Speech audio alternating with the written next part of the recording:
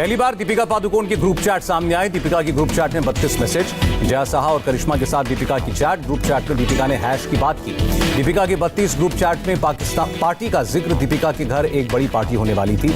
28 और 29 अक्टूबर 2017 की चैट है। 2 दिन तक ग्रुप में होती रही बातचीत। एनसीबी की पूछताछ में दीपिका की मैनेजर का खुलासा। ड्रग चैट वाले ग्रुप की एडमिन दीपिका ही थी, करिश्मा और जया साहा।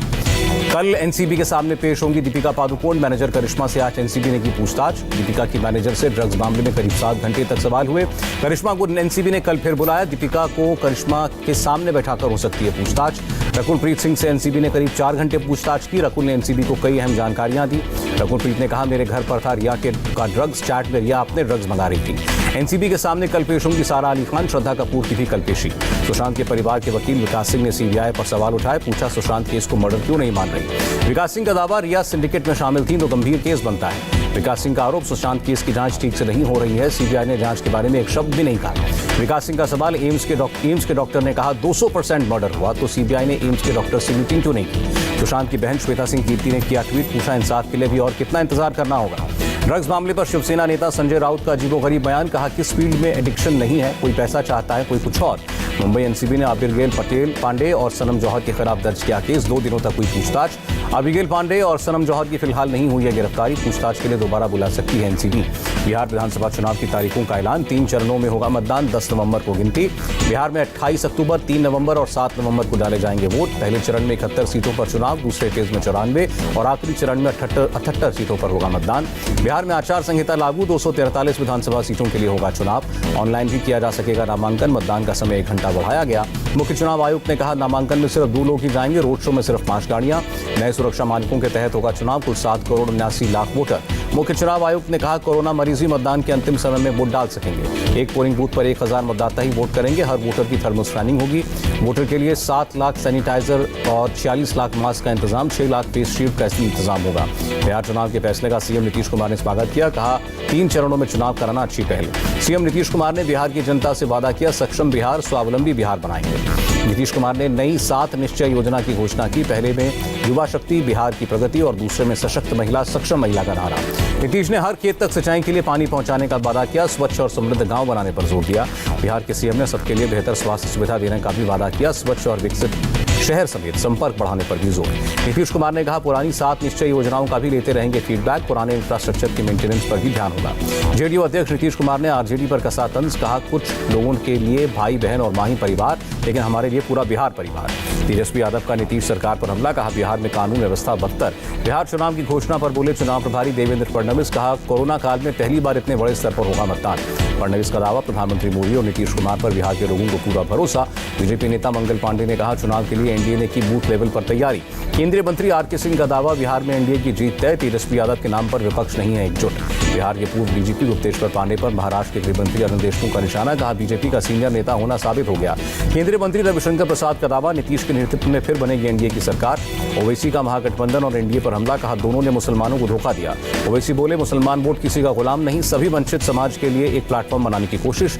बिहार विधानसभा चुनाव टालने से सुप्रीम कोर्ट का इनकार। याचिका में कोरोना का दिया था हवाला। पटना में पप्पू यादव के समर्थकों का हंगामा। बीजेपी कार्यकर्ताओं से भिड़े।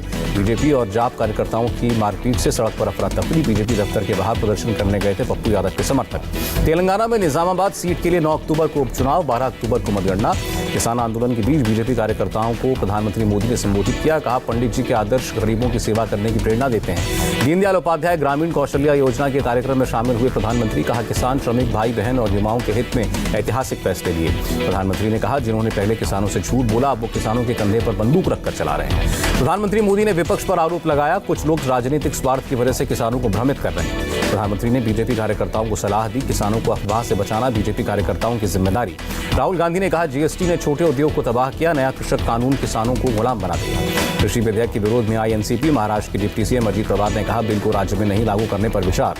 बिहार के गया में कृषि विधेयक के खिलाफ विपक्षी दलों का प्रदर्शन। आरजेडी ने बिल को बताया किसान विरोधी।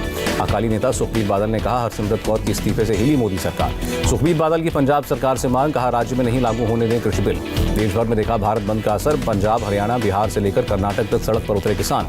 कृषि बिल के खिलाफ कोलकाता में टीएमसी के किसान विंग ने किया प्रदर्शन, किसानों के लिए बताया बेरहम कानून। लोकसभा स्पीकर ओम बिरला ने कहा कोरोना काल में संसद का मॉनसून सेशन ऐतिहासिक रहा। स्पीकर बोले नई बिल्डिंग 21 महीने के अंदर बनकर तैयार होगी। आजादी की 75वें साल में नए भवन में चलेगी संसद। संसदीय कार्य मंत्री प्रहलाद जोशी ने कहा गांधी के विचारों को न मानने वाले नकली गांधी के कहने पर गांधी मूर्ति के सामने धरने पर बैठे।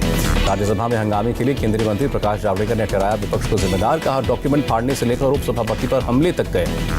पंडित दीनदयाल उपाध्याय की जयंती पर बोले बीजेपी अध्यक्ष जेपी नड्डा, दीनदयाल जी मातृभूमि से जुड़ी विचारधारा की वकालत करते थे। येस बैंक के संस्थापक राणा कपूर पर ईडी का एक्शन, लंदन में 127 करोड़ का फ्लैट जब्त किया।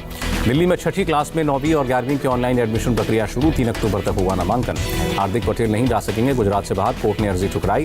दिल्ली के टैगोर गार्डन मेट्रो स्टेशन पर सीआईएसएफ ने एक शख्स को 35 लाख रुपए के साथ पकड़ा, इनकम टैक्स विभाग को सौंपा।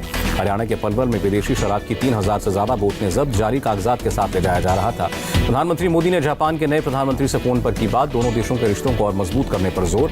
पाकिस्तान की नापाक साजिश का हुआ खुलासा, जम्मू कश्मीर में हथियारों की भारी खेप भेजना चाहती है पाकिस्तानी सेना। हरियाणा के चरखी दादरी में बर्खास्त पीटीआई टीचर्स पर लाठीचार्ज, डिप्टी सीएम दुष्यंत चौटाला का विरोध करने गए थे। सोशल मीडिया और ऑनलाइन प्लेटफॉर्म बन रहा है आतंकवाद फैलाने का जरिया, यूएन के मानवाधिकार परिषद में भारत ने उठाया मुद्दा। यूएन में भारत के सचिव ने कहा चैरिटेबल कामों के नाम पर लिए जाने वाले धन का टेरर फंडिंग में इस्तेमाल का खतरा बढ़ा। अनंतनाग में सुरक्षा बलों और आतंकियों के बीच मुठभेड़, 2 आतंकी ढेर। आतंकियों के पास से भारी मात्रा में हथियार बरामद, सर्च ऑपरेशन जारी।